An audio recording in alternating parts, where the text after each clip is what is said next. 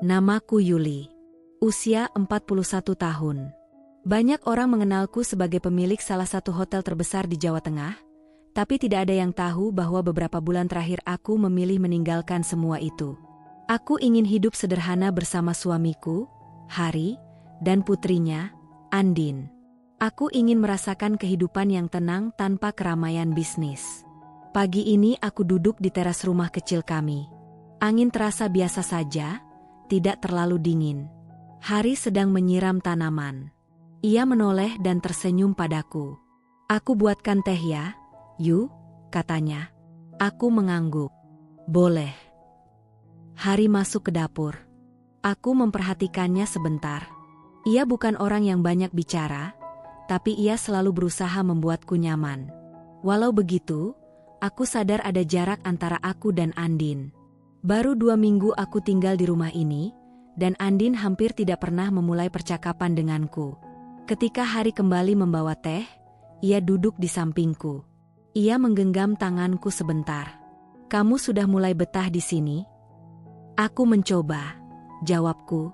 Ia mengangguk pelan, lalu kami diam beberapa saat. Diam seperti ini tidak menggangguku. Justru terasa damai. Tidak lama kemudian, Andin keluar dari kamarnya. Ia mengenakan tas kampus. "Ayah, aku berangkat dulu," katanya tanpa melihat ke arahku. Hari berdiri. "Mau aku antar?" Andin menggeleng. "Tidak usah."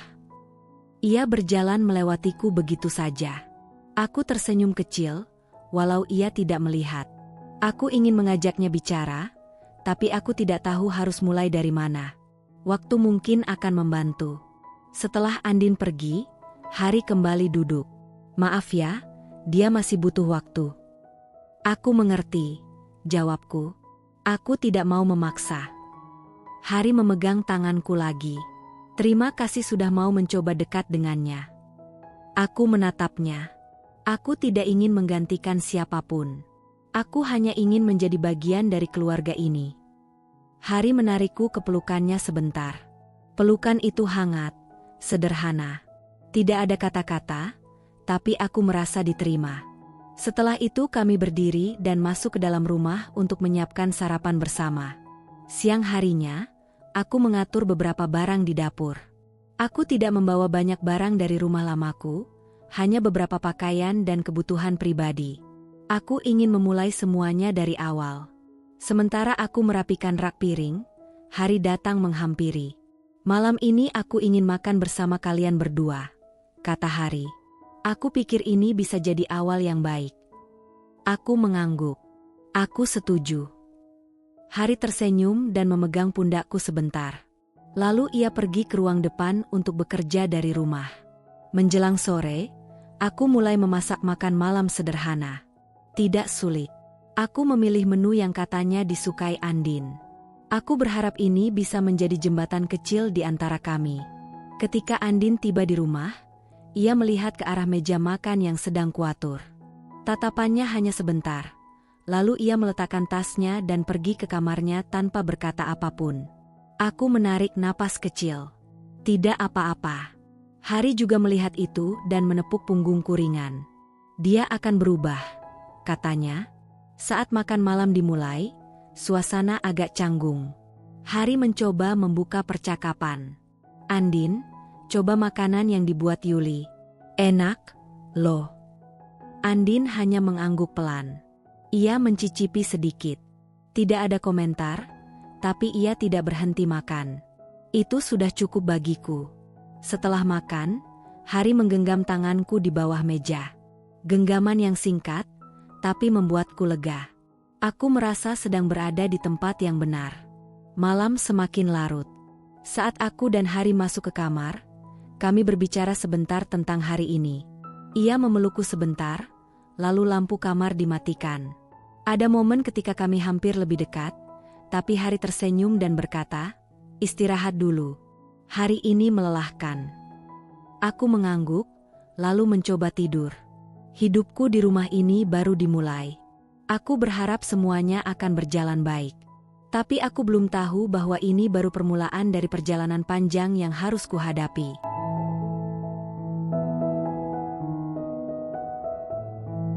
Pagi berikutnya aku bangun lebih cepat dari biasanya. Aku ingin menyiapkan sarapan sebelum Andin keluar kamar. Aku berharap suasana rumah bisa lebih hangat hari ini. Aku membuatkan roti panggang dan telur. Sederhana saja. Saat aku sedang menata meja, Andin keluar dari kamarnya sambil melihat layar ponselnya. Ia menghentikan langkah ketika melihatku. "Pagi, Andin," sapaku pelan. "Pagi," jawabnya singkat tanpa menatapku. Aku mencoba tersenyum. "Aku buatkan sarapan. Kalau mau, silakan." Ia melihat meja makan sebentar, lalu berkata, "Aku makan di kampus saja, Bu." Mbak Yuli."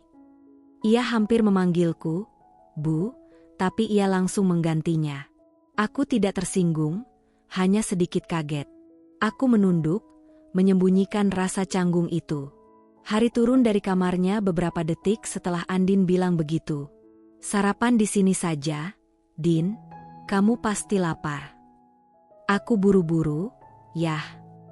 Andin mengambil tasnya dan berjalan ke pintu. Sebelum ia keluar, aku mencoba berkata pelan, "Kalau kamu butuh apapun, bilang saja ya." Andin berhenti sebentar, tapi tidak menoleh. "Iya." Lalu ia pergi. Aku menatap pintunya yang tertutup. Hari mendekat sambil menghela napas. Dia masih belum terbiasa. "Aku tahu," jawabku. "Aku akan tetap coba pelan-pelan." Hari memegang bahuku sebentar. "Kamu sudah melakukan yang terbaik." Siang harinya, aku ke pasar kecil dekat rumah untuk membeli beberapa bahan. Aku belum terlalu mengenal lingkungan sekitar, jadi aku berjalan perlahan sambil memperhatikan toko-toko di depan rumah-rumah penduduk. Saat sedang memilih buah, aku mendengar dua ibu-ibu sedang berbicara. Katanya istri barunya Pak Hari itu wanita kaya dari kota, tapi pura-pura sederhana, kata salah satu dari mereka. "Ya, aku dengar juga." Katanya lagi, "Dia cuma numpang hidup." Aku berhenti memilih buah. Suara mereka cukup jelas, tapi aku pura-pura tidak mendengar. Mereka tidak tahu siapa aku. Mereka hanya mengulang apa yang mungkin pernah mereka dengar dari orang lain. Aku selesai belanja dan segera pulang. Dalam perjalanan, aku merasakan sesuatu di dada. Bukan sakit, hanya tidak nyaman. Aku tidak tahu siapa yang menyebarkan cerita itu, tapi aku menduga ini berkaitan dengan sikap dingin Andin. Saat tiba di rumah, Hari sudah pulang lebih awal dari biasanya. Ia membuka pintu ketika mendengar aku datang. "Kamu belanja banyak?" tanyanya sambil mengambil tas dari tanganku. "Untuk makan malam," jawabku. Ia menatapku sebentar. "Kamu kelihatan capek." "Tidak apa-apa," kataku. "Hanya banyak pikiran."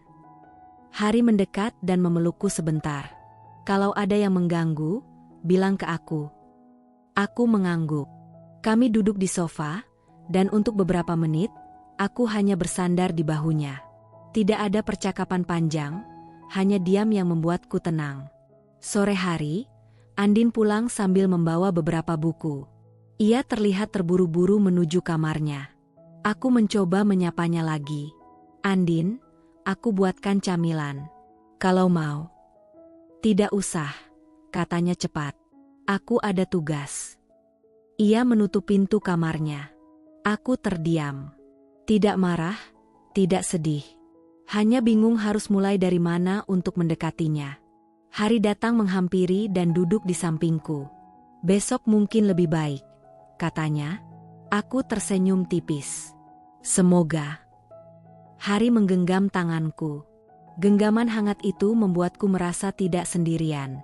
Bahkan ketika kami hampir saling mendekat lebih jauh, suara pintu kamar Andin yang terbuka membuat kami berhenti dan menjauh. Hari batu kecil, lalu berdiri. Aku cek dia dulu. Aku tersenyum kecil. "Iya." Malam itu aku tidur sedikit lebih larut.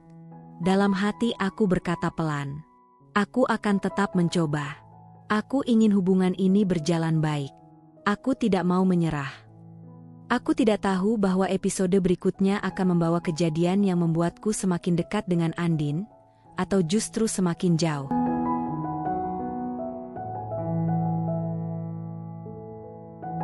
Keesokan paginya aku kembali bangun lebih cepat. Aku tidak ingin menyerah. Aku ingin mencoba cara lain agar hubungan dengan Andin membaik, meski sedikit demi sedikit. Hari sudah bersiap untuk pergi bekerja. Ia duduk di meja makan sambil membaca dokumen. "Pagi, Yu," sapanya. "Pagi," jawabku sambil menyiapkan kopi untuknya. Hari memperhatikanku. "Kamu tidak harus selalu bangun sepagi ini, loh." "Aku ingin membiasakan diri," kataku sambil tersenyum. Kami duduk berdampingan. Hari memegang tanganku sebentar sebelum ia berdiri untuk berangkat. "Aku pulang agak malam. Ada meeting penting." Aku mengangguk. "Hati-hati." Ketika Hari sudah pergi, aku menyiapkan sarapan ringan. Tak lama, pintu kamar Andin terbuka. Ia keluar sambil merapikan rambutnya. "Pagi, Andin," sapaku. "Pagi," jawabnya, masih singkat tapi tidak setegang kemarin. Aku menunjuk meja makan. "Kalau mau, sarapannya sudah siap." Andin menatap sebentar. Kali ini ia tidak menolak langsung. Ia memandang roti dan buah-buahan yang kuatur rapi. Lalu ia duduk, walau tanpa bicara. Aku ikut duduk di hadapannya. Suasana diam, tapi tidak setegang kemarin. Ia makan perlahan, lalu berhenti. "Ini enak," katanya pelan. Aku langsung menoleh. "Terima kasih." Ia mengangguk kecil. Setelah itu ia berdiri untuk mengambil tasnya. Aku berpikir percakapan sudah selesai, tapi tiba-tiba ia kembali menatapku. "Tadi, makasih ya," katanya sebelum pergi. Kata sederhana itu membuatku tersenyum cukup lama setelah ia keluar rumah. Siang hari aku memutuskan untuk membersihkan ruang tamu. Ada beberapa rak buku yang berantakan.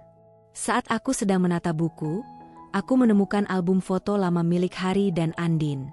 Ada foto-foto masa kecil Andin bersama ibunya. Aku membuka satu halaman, lalu langsung menutupnya lagi. Aku tidak ingin membuat diriku tenggelam dalam perbandingan yang tidak perlu. Aku bukan ingin menggantikan siapapun. Aku hanya ingin menjadi seseorang yang bisa ia percayai. Aku meletakkan album itu kembali ke tempatnya. Saat aku sedang mengelap meja, ponselku berbunyi. Pesan dari pengurus hotelku di Semarang. "Bu, semua laporan sudah aman. Meski Anda tidak di kantor, semuanya berjalan lancar." Aku membalas cepat. "Terima kasih. Tolong jaga semuanya seperti biasa." Ada rasa lega. Aku benar-benar ingin meninggalkan kehidupan glamor itu sementara. Aku ingin fokus pada keluarga baruku. Sore hari, Andin pulang dengan wajah sedikit kusut. Ia masuk tanpa menyapa dan langsung menuju kamarnya. Aku ragu, tapi aku mengetuk pintunya pelan. "Andin, kamu baik-baik saja?" Tidak ada suara beberapa detik. Lalu pintunya terbuka sedikit. "Tugas kampusku berantakan," katanya pelan. "Oh, aku berhenti sejenak. Kalau kamu butuh bantuan, aku bisa bantu sebatas yang aku tahu." Andin menggeleng. "Ini tentang presentasi. Aku gagal tadi." Aku menatapnya tanpa menghakimi. Gagal itu biasa. Semua orang pernah begitu. Ia menunduk. Aku malu. Aku tersenyum kecil. Tidak apa-apa malu, tapi itu tidak membuatmu buruk. Andin diam. Untuk pertama kalinya, ia tidak menolak kehadiranku. Ia bahkan membuka pintunya sedikit lebih lebar. Kami berdiri dalam jarak yang tidak terlalu dekat, tapi cukup untuk membuatku merasa ada perubahan kecil. "Ayah pulang malam ya?" tanyanya. "Iya," jawabku. Andin mengangguk. Ia menatapku sebentar sebelum akhirnya berkata, "Aku mau mandi dulu." Lalu ia menutup pintu, tapi tidak dengan sikap mengusir. Aku merasa ada kemajuan. Malamnya, aku dan Hari duduk di sofa setelah makan malam sederhana. Hari tampak lelah. Aku bersandar di bahunya.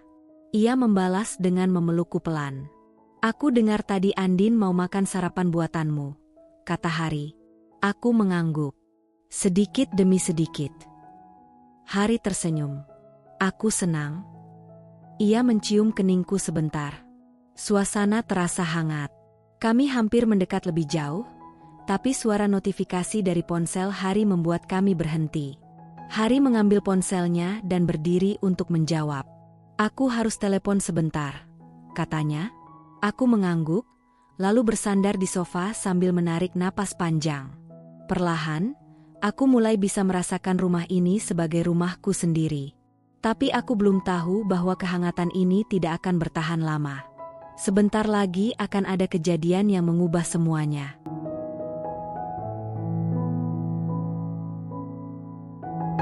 Hari ini seharusnya berjalan biasa saja, tapi sejak pagi aku merasakan sesuatu yang tidak tenang. Hari sudah berangkat lebih pagi dari biasanya, katanya ada rapat penting. Andin juga pergi ke kampus tanpa banyak bicara, meski ia masih sempat mengangguk kecil saat kuucapkan selamat pagi. Setelah mereka pergi, aku membereskan rumah seperti biasa.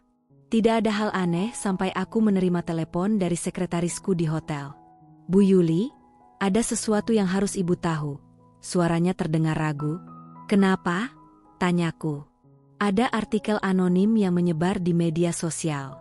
Berisi tuduhan bahwa ibu sedang kabur dari tanggung jawab perusahaan. Dan, ia terdiam sebentar, ada yang bilang ibu hidup dari uang suami baru ibu. Aku terdiam beberapa detik. Dadaku terasa sesak. Siapa yang membuat itu? Kami belum tahu. Tapi berita itu sudah banyak dibagikan. Aku berterima kasih dan menutup telepon. Tanganku gemetar sedikit. Semua tuduhan itu tidak benar, tapi orang-orang tidak peduli fakta.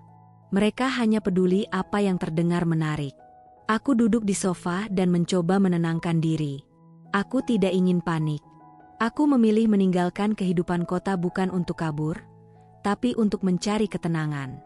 Tapi sekarang, ketenangan itu diusik. Siangnya, masalah semakin membesar. Ketika aku sedang mengecek dapur, pintu rumah terbuka dengan keras. Andin pulang lebih awal.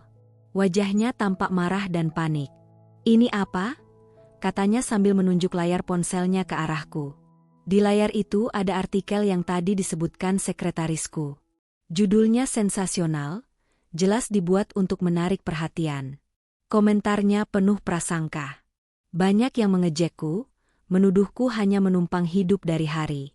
Aku menarik napas. Andin, itu tidak benar. Tapi semua orang di kampus ngomongin ini, katanya dengan suara meninggi. Mereka bilang ayah dibohongi. Mereka bilang kamu cuma pura-pura jadi wanita baik. Andin, kenapa kamu sembunyiin ini? Tanyanya lagi dengan mata berkaca-kaca. Aku mendekat coba menenangkannya. Aku tidak menyembunyikan apapun. Aku baru tahu tadi siang. Andin mundur selangkah. Terus kenapa kamu bisa jadi bahan gosip? Kenapa orang-orang bilang kamu meninggalkan perusahaanmu?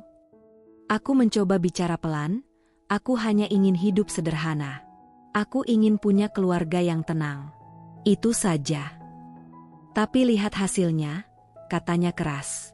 Kamu cuma bikin repot. Ucapan itu membuatku terdiam. Bukan karena marah, tapi karena aku tidak menyangka ia akan mengatakan itu secepat ini, sekeras ini. Andin berbalik masuk ke kamarnya dan menutup pintu dengan kuat. Aku berdiri mematung di ruang tamu beberapa detik, mencoba menahan air mata. Petang hari, Hari pulang. Ia melihatku duduk diam di sofa. "Yu, kamu kenapa?" Aku menyerahkan ponselku padanya. "Kamu harus lihat ini." Hari membaca artikel itu dengan dahi mengerut. Siapa yang berani menyebarkan ini? Aku tidak tahu, jawabku. Hari memegang tanganku. Ini tidak benar. Kita akan selesaikan. Aku menggeleng. Aku takut Andin makin menjauh. Dia sangat terganggu tadi. Hari menatap pintu kamar Andin. Biar aku bicara sama dia nanti. Aku mengangguk. Ia menarikku ke pelukannya. Pelukan yang membuatku merasa aman, walau hanya sebentar. Ketika kami hampir saling mendekat untuk menenangkan satu sama lain, suara pintu Andin terbuka membuat kami menjauh dan duduk kembali. Andin berdiri di ambang pintu, tampak bingung melihat kedekatan kami. Lalu ia berkata pelan, "Ayah, kita bisa bicara." Hari berdiri. Tentu. Mereka masuk ke kamar Andin. Aku duduk sendirian di ruang tamu. Jantungku berdebar. Entah apa yang dibicarakan mereka di dalam. Yang ku tahu, ini baru awalnya. Konflik yang lebih besar lagi sedang menunggu di depan.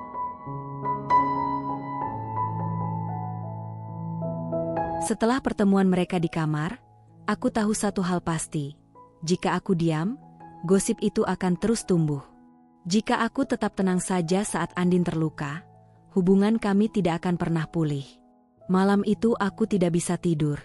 Aku berpikir panjang sampai fajar.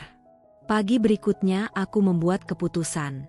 Tujuanku jelas, membuat Andin mengerti bahwa aku bukan wanita yang hanya menumpang hidup. Aku ingin ia melihat siapa aku sebenarnya. Bukan dari kata orang, tetapi dari tindakan. Langkah pertama yang kuambil sederhana. Aku menemui Hari di meja makan dan bicara langsung, tanpa nada menyalahkan. "Hari, aku ingin berbicara dengan Andin berdua saja. Tidak dengan orang lain. Hanya aku dan dia," kataku. Hari menatapku lama. Ada ragu di matanya. "Kamu yakin? Setelah apa yang terjadi tadi, dia mungkin belum mau." "Aku harus coba," jawabku singkat. "Kalau aku diam, dia akan menutup diri." Aku ingin menjelaskan, memberi bukti kalau perlu, tapi lebih dari itu, aku ingin mendengarkan dia. Hari menggenggam tanganku di bawah meja. Genggaman itu membuatku merasa tidak sendirian. "Baik, aku bicara sama dia setelah pulang kerja." Aku mengangguk. Itu saja dukungan darinya sudah cukup untuk membuatku bergerak. Sore harinya, aku menyiapkan sebuah rencana kecil. Aku akan menunjukkan keseharianku yang sederhana selama beberapa hari. Tidak ada glamor. Tidak ada pamer. Aku bantu menjemput Andin dari kampus sekali, memasak makan siang yang Andin suka, dan menawarkan diri membantu persiapan presentasinya, tanpa menuntut balasan. Pertama, aku datang menjemput Andin di kampus. Aku tahu risikonya. Ia mungkin marah. Tapi saat kulihat ia berdiri di tepi jalan, raut wajahnya datar, aku merasa harus turun dari mobil dan berjalan ke arahnya. "Kamu tidak harus menunggu di pinggir jalan," kataku ringan. Andin menatapku. "Aku bisa pulang sendiri." "Kita pulang bareng. Aku cuma ingin ngobrol sebentar." Ia menghela napas panjang. Akhirnya ia menaiki mobil. Sepanjang perjalanan kami hampir tidak bicara. Aku mencoba memecah keheningan dengan hal kecil, menceritakan menu yang kupersiapkan untuk makan malam. Ia hanya menanggapi dengan jawaban singkat. Tapi aku tetap di sana, menunggu celah. Di rumah, aku mulai menyiapkan makan malam. Saat Andin masuk dapur untuk mengambil minum, ia melihatku mengupas sayur. Matanya melongo sesaat, lalu ia menunduk. "Kenapa kamu lakukan semua ini?" tanyanya tiba-tiba. Aku berhenti mengupas. "Karena aku peduli. Karena aku ingin jadi bagian dari hidup kalian. Bukan karena uang, bukan karena status." "Anda bilang begitu, tapi orang-orang bilang lain," katanya sambil menatap panci di kompor. "Aku tahu," jawabku jujur. "Gosip itu jahat. Mereka melihat dari jauh dan menilai. Tapi aku tidak akan melawan gosip dengan omongan. Aku melawannya dengan cara aku sendiri, dengan konsistensi, dengan melakukan hal-hal kecil setiap hari yang menunjukkan siapa aku." Andin menatapku beberapa detik lebih lama. Wajahnya tidak melunak, tapi ada sesuatu yang berubah. Mungkin kebingungan, mungkin rasa ingin tahu. Malam itu tugas lain muncul. Sebuah kolega dari hotel mengirim pesan bahwa beberapa investor menghubungi, menanyakan kabar tentangku. Gosip telah mencapai telinga mereka. Perusahaan menuntut penjelasan. Aku menerima pesan itu di kamarmu, menunda respon karena fokusku malam itu adalah Andin. Aku menghabiskan malam membantu Andin menyusun slide presentasi. Kami duduk berdampingan di ruang tamu, laptop menyala, dokumen berserakan. Ia sempat cemberut ketika aku memberikan saran, tapi kemudian mencoba memperbaiki. Ada momen ketika tanganku hampir menyentuh bahunya saat menunjuk sesuatu di layar. Kami terdiam. Aku tahu ada potensi untuk keintiman, tetapi aku menahan diri. Aku mengalihkan pembicaraan ke hal lain, ke teknik presentasi, bukan ke perasaan. Itu membuat suasana tetap aman. Selesai membantu, Andin menarik napas panjang. "Makasih, Yuli," katanya lirih. Kata itu sederhana, namun penting bagiku. Itu bukan pengakuan penuh, tapi sebuah tanda kecil bahwa dindingnya retak sedikit. Namun rintangan datang terus. Keesokan harinya aku mendapati beberapa komentar negatif lagi di media sosial, foto-foto lama yang dimodifikasi, asumsi-asumsi. Bahkan beberapa staf hotel mulai bertanya, apakah aku akan kembali ke kehidupan lama atau tetap di rumah. Aku menjawab satu persatu dengan tenang, memberi jawaban profesional tanpa emosi. Hari melihatku larut malam mengurus ini semua. Ia datang dan memelukku dari belakang sebentar. Pelukan itu singkat, tapi memberi energi. "Kamu kuat," katanya. "Aku harus kuat," jawabku. "Untuk perusahaan, untuk keluargaku, untuk Andin." Aku tahu perjalanan ini panjang. Tujuanku sudah jelas. Hambatan datang bertubi-tubi, gosip, kecurigaan Andin, tekanan bisnis. Tapi setiap kali aku merasa lelah, aku ingat wajah Andin semalam ketika ia berkata, "Makasih." Itu menjadi bahan bakar kecil yang membuatku bertahan. Di dalam hati aku berjanji, aku akan terus berusaha. Aku akan tunjukkan dengan tindakan, bukan kata-kata, bahwa aku pantas dipercaya.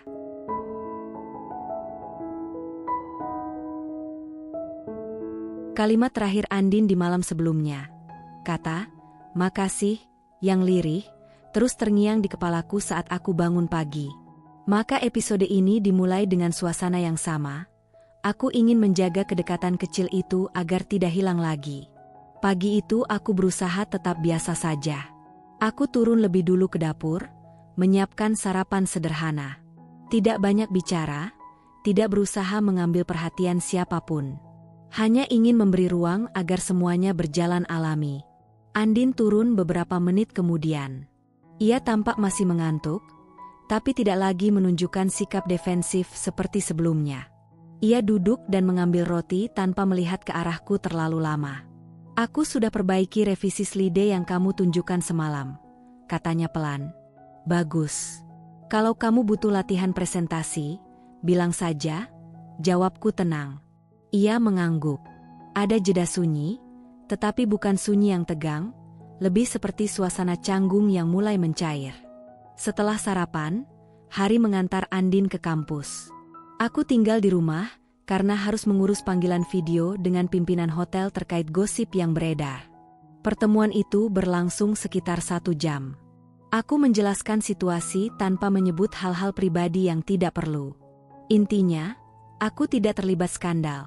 Aku tidak sedang mencari keuntungan dari siapapun, dan pekerjaan tetap menjadi prioritas. Setelah rapat, aku turun ke ruang tamu dan melihat ibu keluar dari kamar. Ibu menatapku dengan ekspresi campuran antara ragu dan penasaran. "Kemarin saya dengar kamu bantu Andin presentasi," kata ibu. "Iya, Bu. Dia butuh revisi cepat." Ibu mengangguk sambil duduk. Dia cerita sedikit. "Katanya kamu cukup teliti soal data." Aku terdiam sejenak. Baru kali ini ibu menyampaikan komentar tanpa nada menilai negatif. Aku tidak menanggapi berlebihan. "Saya hanya bantu sebisanya," jawabku. "Ya, baguslah," kata ibu pelan. Lalu beliau masuk ke dapur. Percakapan singkat itu mungkin terlihat kecil. Tapi bagi kebiasaan ibu yang biasanya menjaga jarak denganku, itu adalah sinyal bahwa perubahannya mulai terasa. Sore hari, aku menerima pesan dari Andin. "Kak, tolong kirim foto bagan yang kita bikin semalam. Aku lupa simpan." Aku tersenyum kecil. Ini pertama kalinya Andin menghubungiku tanpa nada kaku. Aku langsung kirimkan filenya. Tidak lama kemudian ia membalas, "Makasih. Presentasiku jam 4 nanti." Aku mengetik, "Semoga lancar. Kamu sudah siap?" Ia membaca tapi tidak membalas. Tidak apa-apa. Bagiku itu sudah lebih dari cukup. Malamnya, mereka pulang lebih cepat. Andin masuk rumah dengan wajah lega. Aku yang sedang di dapur hanya melirik sekilas.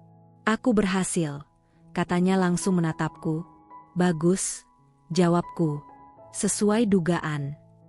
Ia tertawa kecil. Jangan berlebihan, Kak. Tapi ia, lancar. Aku hanya mengangguk.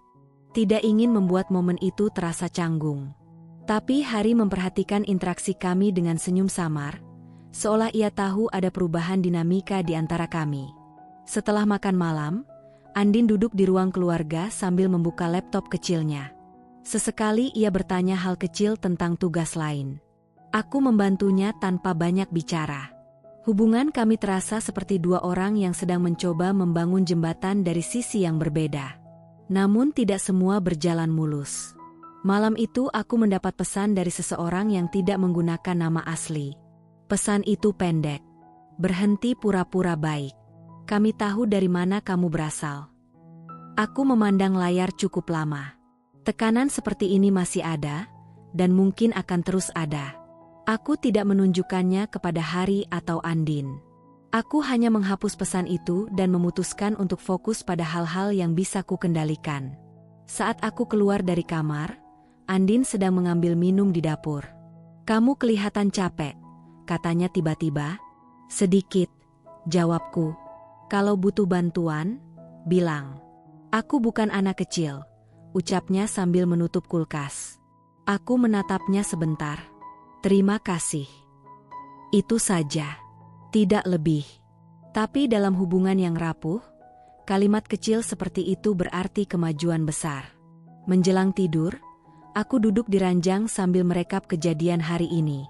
Tidak ada drama besar, tidak ada pertengkaran, tidak ada air mata. Justru hal-hal kecil yang mulai mengubah arah hubungan kami. Sarapan tenang, percakapan singkat, bantuan sederhana, dan rasa saling menghargai yang tumbuh sedikit demi sedikit. Untuk pertama kalinya sejak gosip itu muncul, aku merasa ada jalan bagi aku dan Andin untuk benar-benar menjadi keluarga. Perjalanannya belum selesai, tapi fondasinya mulai terbentuk. Dan aku siap membangunnya perlahan, meski tekanan dari luar masih terus muncul.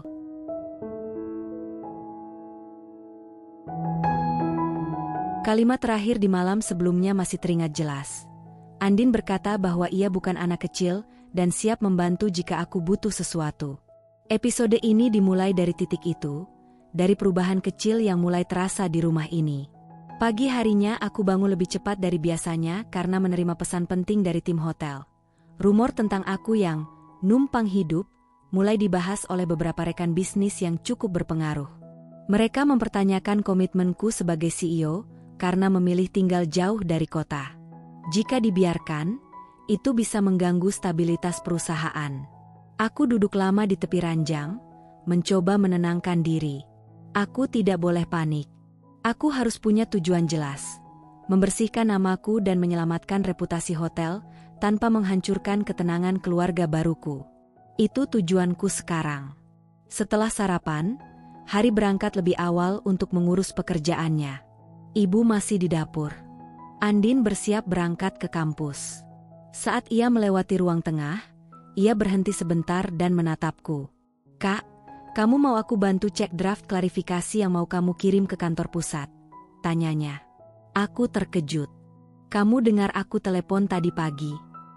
Aku nggak sengaja lewat. Tapi kalau kamu butuh saran, aku bisa bantu dari sisi komunikasi publik. Katanya. Aku mengangguk. Baik.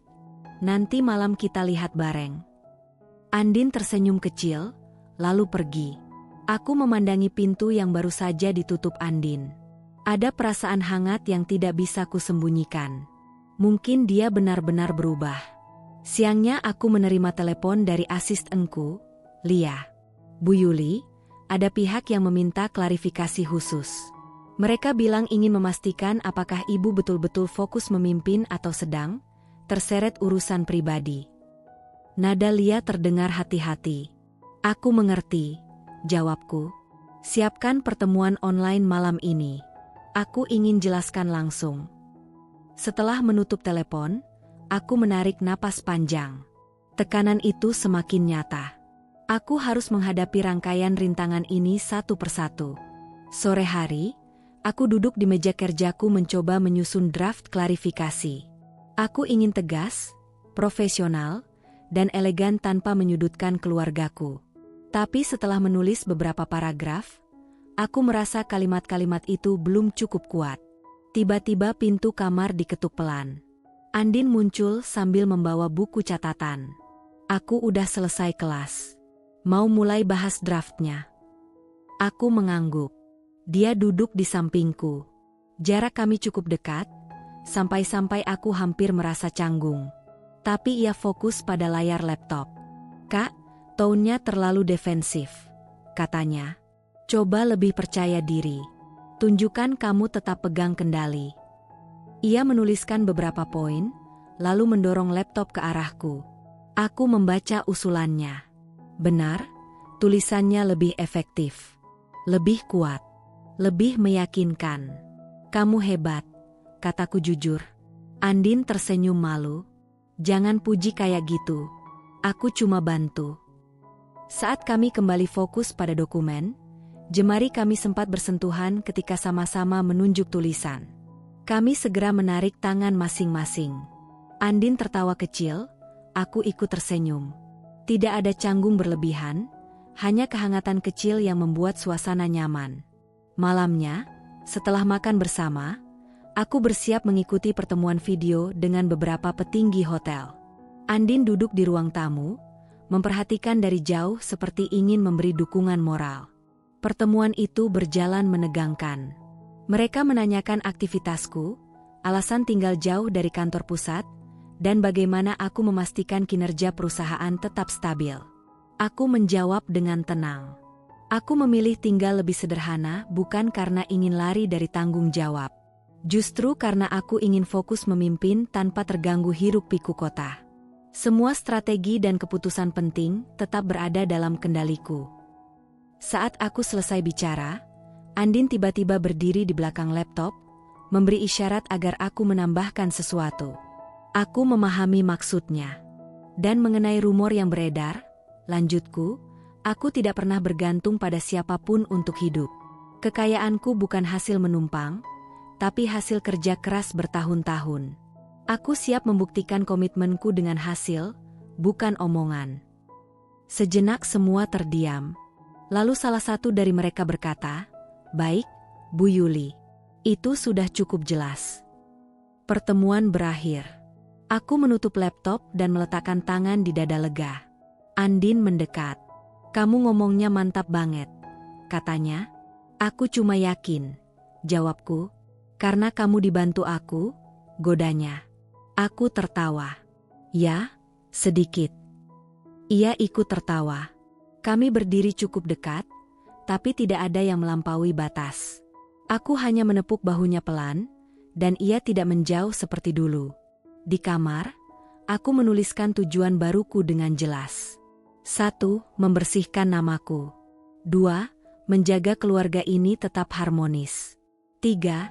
Menyelesaikan semua tekanan luar tanpa mengorbankan siapapun. Rintangannya berat. Tekanannya semakin besar. Tapi aku tidak gentar. Untuk pertama kalinya sejak pindah ke rumah ini, aku merasa tidak sendirian. Andin perlahan mulai ada di pihakku. Dan itu memberiku kekuatan untuk menghadapi apapun yang menunggu di episode berikutnya.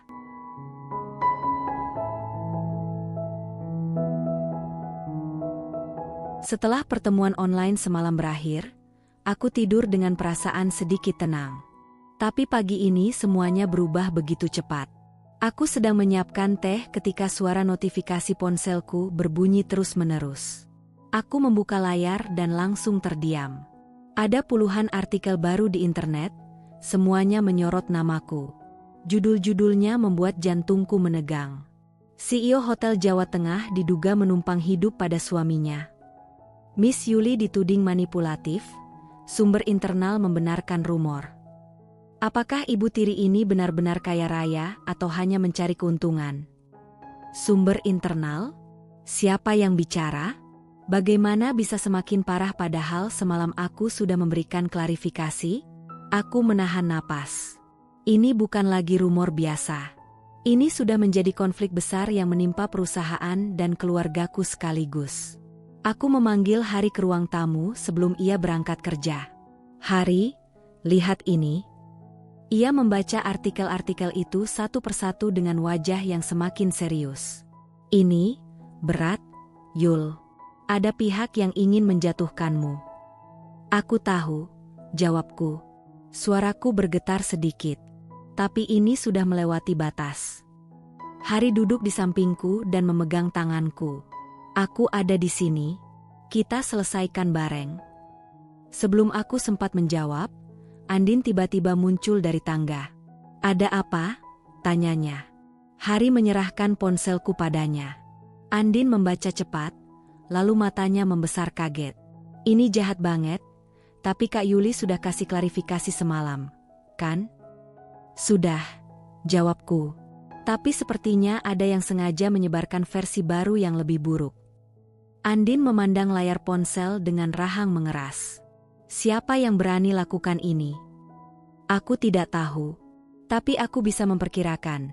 Seseorang dari dalam perusahaan, seseorang yang tidak suka melihatku memilih hidup sederhana, dan mungkin takut posisinya tergeser.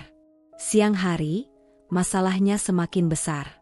Aku kembali mendapat pesan dari Lia. Bu Yuli, investor meminta konferensi darurat. Beberapa direktur mulai ragu. Situasi makin kacau. Aku merasa perutku mengencang. Jika investor mulai goyah, hotel bisa mengalami krisis. Aku menuju kamar kerja dengan langkah cepat, membuka laptop, dan mulai menyusun dokumen untuk rapat darurat malam nanti. Tapi pikiranku tidak tenang. Setiap kali aku menulis satu baris, muncul notifikasi baru tentang rumor lain yang lebih buruk. Andin masuk ke kamar kerja tanpa mengetuk. Kak, kamu butuh bantuan? Aku menggeleng, tapi ia tetap mendekat. Biar aku bantu cek artikel-artikel ini. Biar aku cari tahu mana yang berisi fitnah, mana yang pakai sumber palsu. Aku menatapnya. Andin, ini bukan tugasmu. Ia menarik kursi dan duduk di sampingku. Tugas siapapun yang peduli. Aku tidak bisa berkata apa-apa. Kehadirannya benar-benar membuatku kuat. Sore hari, aku mendapat pesan darurat lain dari bisnis partner luar negeri. Mereka menunda kerjasama hingga rumor ini selesai. Itu pukulan berat. Aku menutup wajah dengan tangan. Andin menepuk punggungku pelan. Kak, kamu nggak boleh nyerah. Kita cari sumbernya. Kita buktikan kalau kamu nggak seperti yang mereka bilang. Aku takut semua ini memengaruhi kalian, kataku lirih. Yang penting kita sama-sama hadapi, jawab Andin. Tanpa rencana, ia memelukku ringan. Hangat, lembut, tanpa maksud lain. Aku membalas pelukan itu sebentar sebelum akhirnya melepaskan diri, karena suasana terasa terlalu personal. Maka aku segera berdiri dan mengambil berkas lain. Kita fokus dulu, kataku untuk menetralkan suasana. Andin mengangguk cepat. Iya, maaf. Kami kembali bekerja tanpa membahas pelukan tadi. Malamnya, rapat darurat dimulai. Investor, direktur, dan analis bisnis hadir. Mereka mempertanyakan segala hal. Bagaimana kami bisa percaya pada kepemimpinan Anda dengan rumor sebesar ini? Ada informasi dari sumber internal bahwa Anda kehilangan kontrol. Apa benar Anda lebih fokus pada keluarga daripada perusahaan? Pertanyaan-pertanyaan itu terasa seperti pukulan bertubi-tubi. Aku mencoba menjawab satu persatu, tapi ekspresi mereka tidak yakin. Aku melihat Andin berdiri di pintu, memperhatikanku dari jauh. Itu membuatku sedikit tenang. Tapi pada menit terakhir rapat, salah satu direktur senior berkata, Bu Yuli, jika situasi ini tidak membaik dalam beberapa hari, kami harus mempertimbangkan penonaktifan sementara jabatan CEO Anda. Aku terpaku. Itu ancaman langsung. Itu bisa menghancurkan karierku.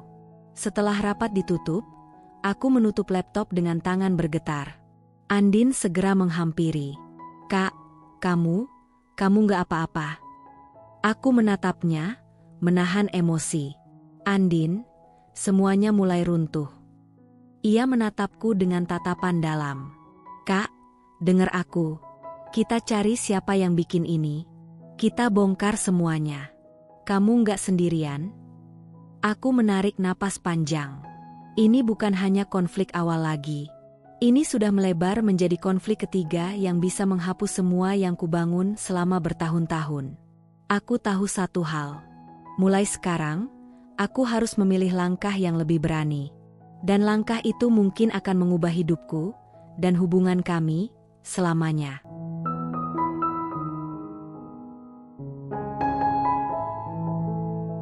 Aku belum bisa tidur sejak rapat darurat tadi malam. Ancaman pencopotan jabatan sebagai CEO terus terngiang di kepalaku. Rasanya seperti seluruh hidupku perlahan ditarik dari bawah. Pagi ini, situasinya semakin buruk. Saat aku membuka ponsel, ada pesan dari Lia. Bu, beberapa karyawan mulai panik. Ada yang percaya rumor itu. Mereka bilang Anda terlalu sibuk urusan pribadi. Ada yang mulai ragu untuk mengikuti instruksi pusat. Aku memejamkan mata. Ini sudah masuk tahap krisis internal. Bahkan orang-orang yang dulu setia padaku mulai terpengaruh. Hari melihat wajahku yang pucat saat aku sedang membaca pesan. Yuli, kamu gak harus ngurus semua ini sendirian. Kita bisa cari pengacara atau PR profesional. Aku menggeleng. Ini bukan sekadar rumor. Ada yang ingin menggulingkanku dari dalam. Kalau kita salah langkah, mereka bisa memanipulasi semuanya. Hari menatapku dengan kekhawatiran besar. Aku takut kamu terlalu menekan diri. Aku tidak menjawab, hanya tersenyum kecil agar ia tidak semakin cemas. Andin turun dari tangga membawa laptop. Aku udah kumpulin semua artikel dan komentar yang menyebut sumber internal. Polanya aneh. Aku menatapnya. Aneh bagaimana? Ada beberapa akun yang selalu muncul di setiap rumor, jelasnya, dan mereka pakai gaya bahasa mirip. Andin menunjukkan beberapa contoh. Ia memberikan analisis yang rapi meski sederhana. Aku benar-benar tidak menyangka ia akan sepeduli ini. Kalau kita bisa buktikan akun-akun ini terhubung pada satu orang, Andin melanjutkan. Kita bisa balikan keadaan, sambungku. Andin mengangguk. Tapi pikiranku tetap gelisah. Aku tahu siapa yang mungkin berada di balik ini. Direktur operasional, seseorang yang merasa terancam sejak aku memindahkan beberapa wewenangnya tahun lalu. Tapi tanpa bukti, aku tidak bisa menuduh. Siang hari, masalah semakin berat. Lia menelpon dalam keadaan kacau. Bu, beberapa investor besar menarik diri. Mereka bilang menunggu sampai nama ibu bersih. Apa? Aku berdiri dari kursi dengan gugup. Lia, itu artinya proyek perluasan hotel bisa berhenti total. Aku tahu, Bu, maaf. Suara Lia bergetar. Aku merasa dunia runtuh. Setelah telepon ditutup, aku duduk lemas. Andin mendekat dengan wajah khawatir. Kak, duduk dulu. Tarik napas. Aku menutup wajah dengan kedua tangan. Semua usaha yang aku lakukan tadi malam, seperti tidak ada gunanya. Andin menarik kursinya mendekat. Kak, ini bukan salah kamu. Aku menatapnya dengan mata berair. Aku jarang menunjukkan kelemahan, apalagi di depan Andin. Tapi hari ini rasanya terlalu berat. Tanpa bicara, ia menggenggam tanganku. Sentuhannya membuatku sedikit lebih kuat. Kami hanya saling menatap beberapa detik sebelum aku buru-buru melepaskan genggamannya agar suasana tidak semakin canggung. Aku harus siap rapat lagi sore ini, kataku. Kalau kamu butuh aku buat dampingin dari jauh, bilang aja, ujar Andin. Aku mengangguk. Terima kasih. Sore itu, rapat kedua berlangsung. Tapi situasinya lebih buruk dari sebelumnya. Salah satu direktur berkata tajam, kami mendengar rumor bahwa Anda tidak berada di kantor selama berbulan-bulan. Bagaimana kinerja perusahaan bisa stabil jika Anda memimpin dari rumah pribadi? Aku mencoba menjelaskan. Tapi mereka tampaknya sudah punya kesimpulan sendiri. Bu Yuli, kami butuh kepastian dalam 48 jam, kata direktur lain. Jika tidak ada bukti bahwa rumor ini tidak benar, kami harus memilih tindakan tegas. 48 jam. 2 hari. Itu waktu yang sangat sedikit untuk membersihkan namaku. Rapat berakhir tanpa hasil. Aku menutup laptop dengan gemetar. Setiap usaha yang kulakukan, klarifikasi, pernyataan resmi, penjelasan, semuanya gagal mengubah pandangan mereka. Andin menghampiri dengan raut wajah sedih. Kak, aku minta maaf. Analisis aku belum membantu banyak. Bukan salahmu, kataku lirih. Ia duduk di sampingku, lebih dekat dari sebelumnya. Kak, aku tahu ini berat, tapi kamu jangan nyerah. Kamu bisa lawan ini, kamu itu. Aku tidak membiarkannya menyelesaikan kalimat itu. Bukan karena aku tidak ingin mendengar, tapi karena aku terlalu takut emosiku meledak. Aku berdiri. Aku mau ke kamar sebentar. Tapi sebelum aku pergi, Andin memanggilku lagi dengan suara pelan, hampir bergetar. Kak, aku ada di sini, apapun yang terjadi.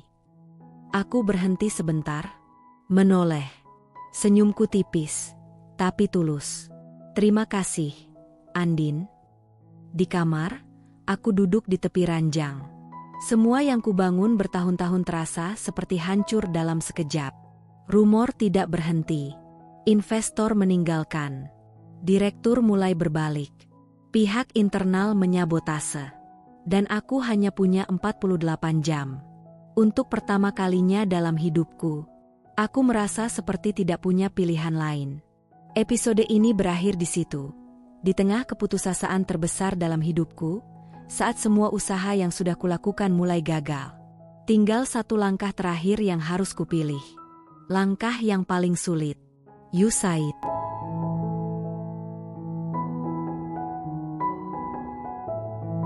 Aku tidak tidur sama sekali malam ini. Waktu terus berjalan menuju batas 48 jam yang diberikan para direktur. Setiap kali aku menutup mata, bayangan rapat-rapat tegang itu kembali muncul, membuatku gelisah. Pukul 6 pagi, aku sudah duduk di ruang tamu dengan secangkir teh yang bahkan tidak kusentuh. Hari duduk di sampingku, memegangi bahuku pelan. Yuli, kamu harus istirahat. Kamu bisa jatuh sakit kalau begini terus. Aku nggak bisa istirahat. Har, jawabku pelan, kalau aku nggak selesaikan masalah ini, aku bisa kehilangan semuanya. Hari terlihat ingin mengatakan sesuatu, tetapi ia menahan diri. Aku percaya kamu bisa melewatinya. Aku mengangguk, meski dalam hati aku tidak yakin sama sekali. Andin turun dari tangga sambil membawa laptop. Matanya merah, seolah ia juga tidak tidur semalaman. Aku udah nyari semua jalur kemungkinan, katanya. Tapi, yang bikin rumor ini benar-benar pintar. Dia pakai akun palsu, jaringan VPN, dan jam rilis artikelnya selalu berbeda. Aku menelan ludah. Berarti, kita belum punya apapun. Andin menutup laptopnya dengan frustrasi. Maaf, Kak, aku udah coba semua hal, tapi aku nggak bisa tembus identitasnya. Aku melihat matanya, dan aku tahu ia benar-benar merasa gagal. Jadi aku berdiri dan meraih bahunya sebentar. Terima kasih, Andin. Kamu sudah melakukan hal yang bahkan bukan tanggung jawabmu. Ia mengangguk kecil, wajahnya tertunduk. Jam 8 pagi, aku mendapat panggilan rapat darurat dari para direktur. Rapat itu dipercepat. Aku langsung merasakan perutku mual. Saat rapat dimulai, salah satu direktur berkata, Bu Yuli, kami belum melihat perkembangan yang meyakinkan. Kami tidak bisa menunggu terlalu lama karena ini menyangkut stabilitas perusahaan. Yang lain menambahkan, jika Anda ingin mempertahankan jabatan Anda harus memberikan solusi yang konkret, atau menyerahkan posisi sementara sampai situasi mereda. Aku menatap layar kosong beberapa detik. Itu pilihan terakhir yang mereka maksud. Mengundurkan diri sementara, atau dipaksa mundur secara permanen. Kalau aku mundur sementara, reputasiku tetap akan rusak. Tapi kalau aku tidak mundur, mereka bisa memecatku. Tidak ada pilihan yang benar-benar aman. Setelah rapat selesai, aku mematikan laptop dan menunduk lama. Inikah akhirnya? Bisikku pada diri sendiri. Tiba-tiba Andin mendekat dan duduk di sampingku. Kak, jangan langsung nyerah. Bukan menyerah, jawabku. Tapi aku harus memilih pilihan yang paling sedikit merusak perusahaan. Andin menatapku lama. Terus kehidupanmu, reputasimu. Aku bisa bangun lagi, jawabku, meski suaraku sendiri ragu. Hari ikut duduk. Yul, aku dukung apapun keputusanmu. Tapi jangan buat keputusan hanya karena tekanan. Aku sudah tidak punya waktu, kataku. Keheningan menyelimuti ruangan. Beberapa jam kemudian, aku duduk sendiri di teras belakang rumah. Angin siang terasa lebih berat dari biasanya. Aku mengingat kembali perjalanan panjangku, bertahun-tahun membangun hotel itu dari nol, berjibaku menghadapi kompetitor, dan mempertahankan citra perusahaan. Dan sekarang aku harus memilih antara melepaskannya, atau mempertahankan sambil mempertaruhkan kehancuran total. Aku menutup mata. Aku harus mundur, gumamku lirih. Kalimat itu terasa sangat berat keluar dari mulutku. Jika aku tetap memaksa, rumor ini akan makin liar, dan perusahaan bisa hancur. Aku tidak boleh membiarkan itu terjadi. Aku gemetar saat mengatakan itu. Keputusan yang sangat tidak ingin kuambil, tapi harus kuambil. Ketika aku masuk kembali ke ruang tamu, Andin dan Hari sedang menungguku seperti tahu apa yang akan kukatakan. Aku sudah memutuskan, kataku pelan. Hari berdiri. Yuli. Aku akan mengundurkan diri sementara. Jawabku tegas meski suaraku bergetar. Aku tidak mau perusahaan kehilangan investor karena aku. Andin menatapku dengan wajah shock. Kak, jangan. Itu yang mereka mau. Mereka ingin kakak keluar supaya mereka bisa kendalikan perusahaan. Aku tahu, jawabku. Tapi ini pilihan terakhir. Pilihan paling aman. Andin menggeleng keras. Kak, kalau Kak mundur, mereka bakal makin berani. Kak bisa kehilangan semuanya. Aku menatapnya dalam. Aku sudah siap. Andin tiba-tiba berdiri mendekat, wajahnya frustasi. Kak Yuli. Ia hampir menggenggam tanganku, tapi ia menahan diri lalu menarik napas panjang. Kalau kamu tetap melakukan ini, aku akan bantu kamu bangkit lagi nanti, katanya pelan. Suaranya bergetar. Hari memegang bahuku. Aku selalu di sampingmu. Aku mengangguk. Keputusan ini benar-benar terasa seperti ujung jurang. Tapi inilah satu-satunya jalan yang tersisa dari semua jalan buntu yang kubenturkan sebelumnya. Sore hari, aku duduk di depan laptop, menulis surat resmi pengunduran diri sementara. Tangan aku gemetar. Air mataku jatuh tanpa bisa kutahan. Setelah selesai, aku menekan tombol kirim. Aku tahu hidupku tidak akan sama lagi setelah ini. Ini adalah pilihan terakhir yang paling sulit. Dan aku baru saja menjalaninya.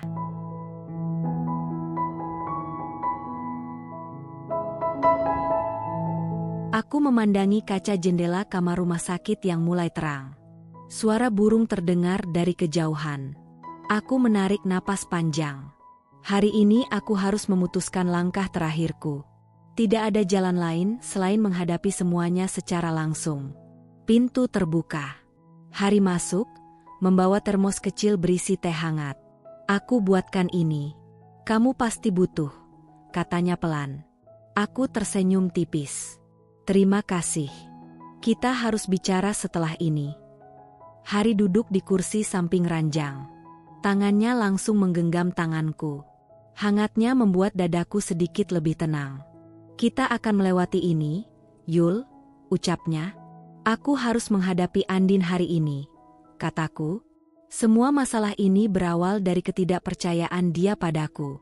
Kalau aku tidak membereskan hubungan kami, semua yang kita bangun akan terus terganggu. Hari menunduk. Aku tahu. Aku minta maaf karena selama ini tidak bisa menjembatani kalian. Aku tidak menyalahkanmu, jawabku lembut. Ini tugasku sebagai orang yang lebih dewasa.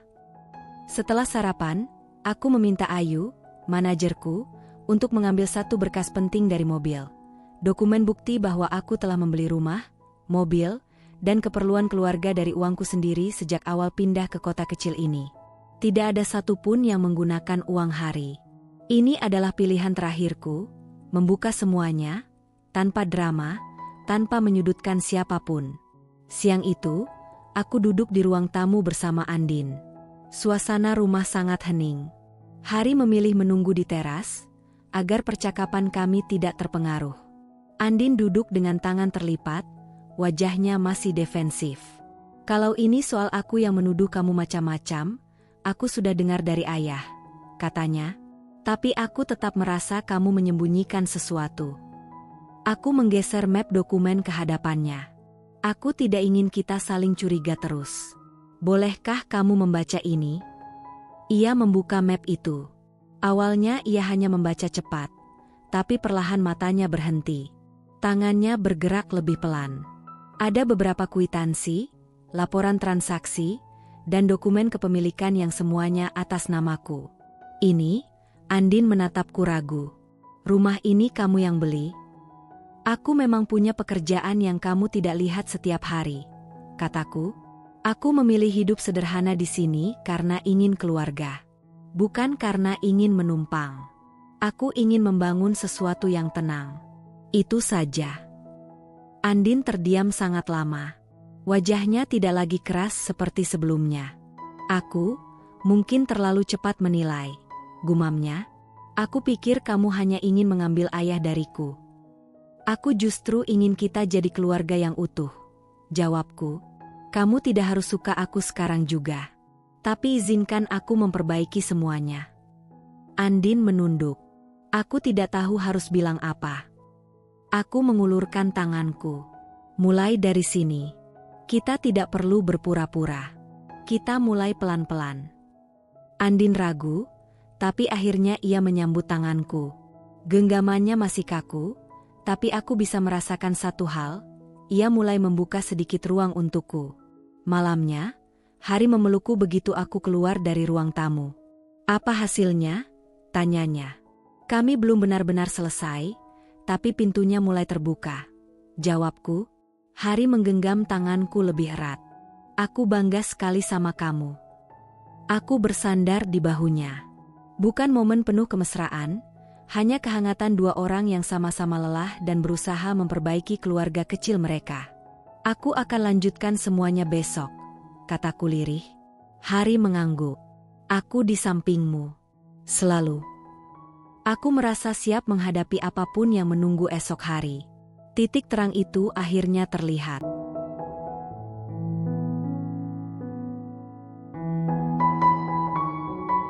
Andin berdiri di depan pintu kamar pagi itu, tampak ragu untuk masuk. Aku baru saja selesai merapikan tempat tidur ketika ia mengetuk pelan. Bu, boleh bicara sebentar? Suaranya terdengar hati-hati. Ini pertama kalinya Andin memanggilku, Bu, tanpa terdengar ketus. Aku menoleh dan tersenyum kecil.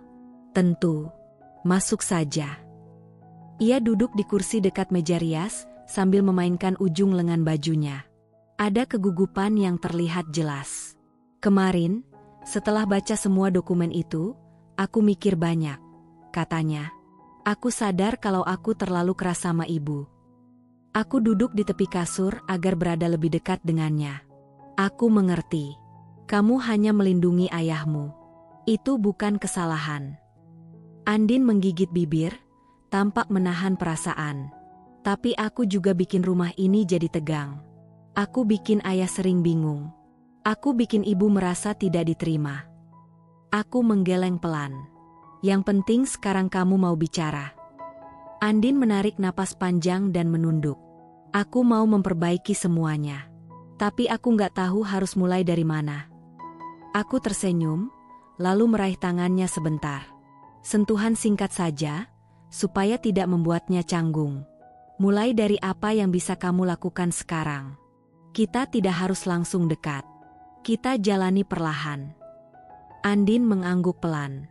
Aku mau mencoba. Siang harinya, kami bertiga duduk di ruang makan.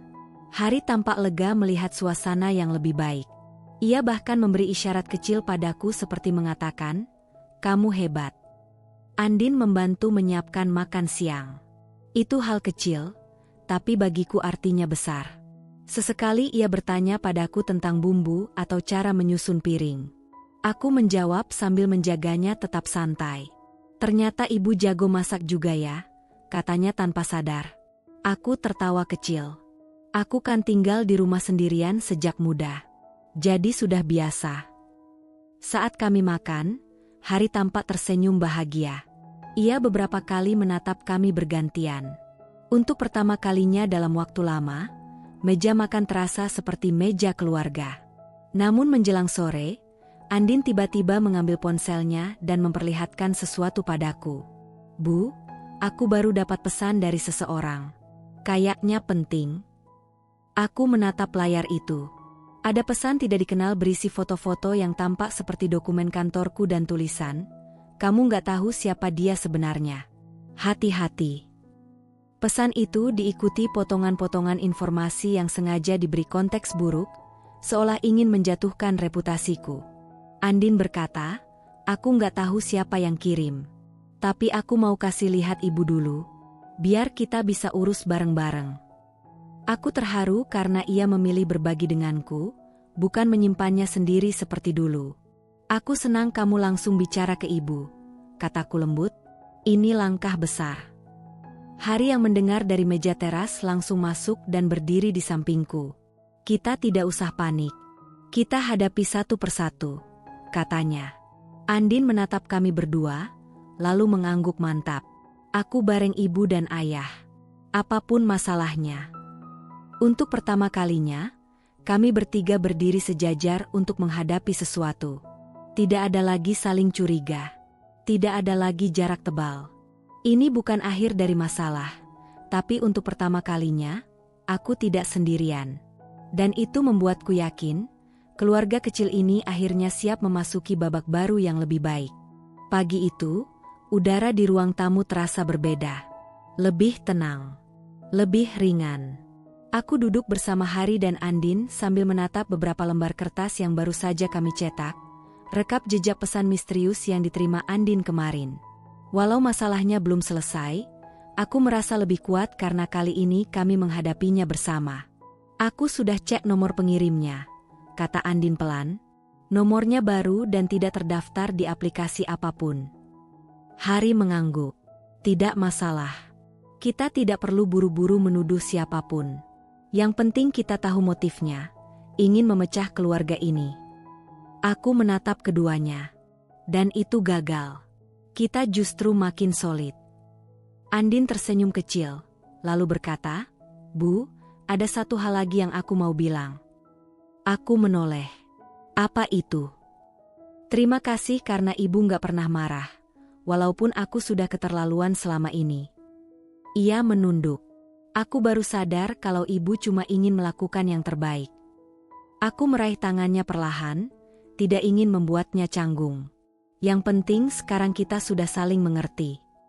Andin menatapku, kali ini tanpa kebencian atau curiga. "Aku janji bakal jaga keluarga ini bersama ibu." Itu adalah kalimat yang selama ini tidak pernah terbayang akan keluar dari mulutnya. Aku merasa lega, juga bangga padanya. Sore hari, kami pergi ke taman kota. Hari ingin mengajak kami jalan-jalan untuk merayakan suasana baru dalam keluarga kecil kami. Di sana banyak anak bermain, angin terasa hangat, dan suasana kota kecil itu begitu damai. "Aku senang tinggal di sini," kataku sambil berjalan di samping Hari. Hari meraih tanganku, menggenggamnya lembut. Aku makin yakin kalau keputusan pindah ke kota kecil adalah langkah terbaik. Kami berjalan berdekatan. Andin menatap kami sambil tertawa kecil. "Kalian kayak pasangan baru nikah, tahu nggak?" Aku dan Hari langsung melepas tangan kami sambil tertawa malu. Andin mendekat dan berkata, "Nggak apa-apa kok. Kalian berdua memang cocok." Itu pujian yang sederhana, tapi sangat berarti. Malam menjelang, kami kembali ke rumah. Hari membuatkan minuman hangat untukku. Andin duduk di sampingku sambil membuka laptop. "Bu, aku mau tunjukin sesuatu," katanya. Ia membuka folder berisi foto-foto kegiatan kami selama ini, foto saat kami memasak bersama, Foto saat aku membantunya mengerjakan tugas, bahkan foto saat kami sedang membereskan ruang tamu. Ternyata selama ini aku punya banyak momen bareng ibu. Aku aja yang gak pernah sadar, ucap Andin pelan. Aku tersenyum hangat. Semua itu tetap ada, meskipun kamu belum siap mengakuinya dulu. Aku mau bikin video kecil tentang keluarga kita, katanya. Biar jadi pengingat kalau kita pernah punya masa sulit, tapi akhirnya bisa lewat. Aku mengangguk. Itu ide bagus. Aku senang kamu punya inisiatif seperti itu. Hari memelukku dari belakang sebentar, lalu melepaskannya. Aku bangga sama kalian berdua. Suasananya begitu hangat, bukan karena rumah kami besar atau penuh barang mewah, tapi karena untuk pertama kalinya kami bertiga duduk bersama tanpa ada jarak. Sebelum tidur, aku berdiri di balkon. Angin malam terasa lembut di wajahku. Hari menghampiri dan berdiri di sampingku. Semua sudah jauh lebih baik, katanya. Aku meraih tangannya. Tapi kita masih harus mencari tahu siapa yang kirim pesan itu. Benar, jawabnya. Tapi kita tidak terburu-buru. Yang penting keluarga ini sudah kembali utuh. Aku tersenyum. Dan itu jauh lebih penting dari apapun. Hari mengangguk setuju. Kami saling berpegangan tangan dalam hening. Tidak ada drama besar malam itu, hanya ketenangan yang akhirnya kami dapatkan setelah perjalanan panjang. Aku tahu cerita kami belum benar-benar selesai. Masih ada bab terakhir yang harus kami jalani. Tapi untuk pertama kalinya, aku siap menemuinya dengan hati yang tenang. Karena sekarang, aku tidak lagi berjalan sendirian.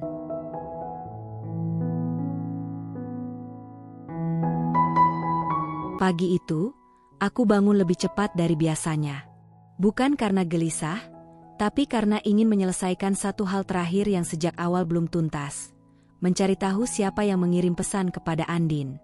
Bukan untuk membalas, tapi agar masalah ini benar-benar selesai tanpa menyisakan pertanyaan di belakang Hari. Saat aku turun ke ruang tamu, Hari dan Andin sudah duduk menunggu. Sepertinya mereka punya hal yang sama di pikiran. Aku sudah minta bantuan temanku di pusat layanan operator, kata Hari. Dia tidak melacak hal pribadi, tapi setidaknya bisa memastikan apakah nomor itu benar-benar anonim atau hanya nomor sementara. Aku mengangguk. Apa hasilnya? Hanya nomor sementara. Biasanya digunakan untuk pesan singkat lalu dibuang. Tidak bisa dilacak lebih jauh. Andin tampak kecewa. Jadi kita nggak bakal tahu siapa yang kirim. Aku tersenyum lembut. Mungkin kita tidak perlu tahu. Yang penting, pesan itu gagal memecah keluarga kita. Hari menepuk bahu Andin. Yang kirim pasti berharap kita saling curiga. Tapi justru yang terjadi sebaliknya. Andin tersenyum kecil. Iya, justru gara-gara pesan itu aku jadi lebih dekat sama ibu. Aku menatapnya penuh rasa hangat. Terima kasih sudah berkata begitu. Siangnya, kami bertiga pergi ke kafe kecil di pinggir kota.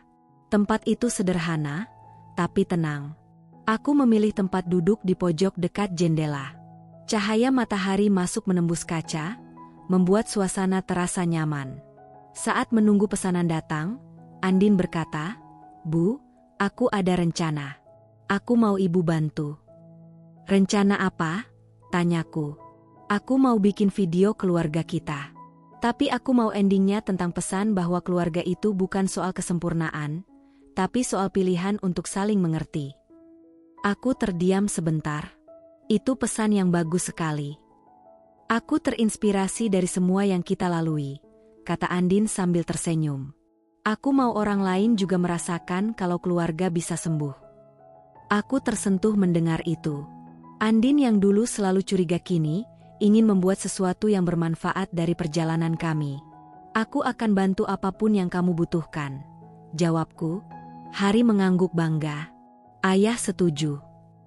Setelah kembali ke rumah, Andin menunjukkan storyboard sederhana untuk videonya. Ia memasukkan beberapa foto lama dan menambahkan adegan pendek yang ingin direkam. "Aku mau ada adegan kita bertiga duduk di teras sambil ngobrol santai," katanya. "Aku siap," jawabku.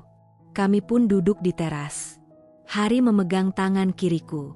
Andin duduk di sebelahku, memegang kamera kecil. "Kalian siap?" tanya Andin. "Kapanpun," jawab Hari sambil tersenyum. Andin mulai merekam. "Ibu, Ayah, coba ceritakan apa arti keluarga buat kalian." Aku menatap Hari sejenak sebelum menjawab.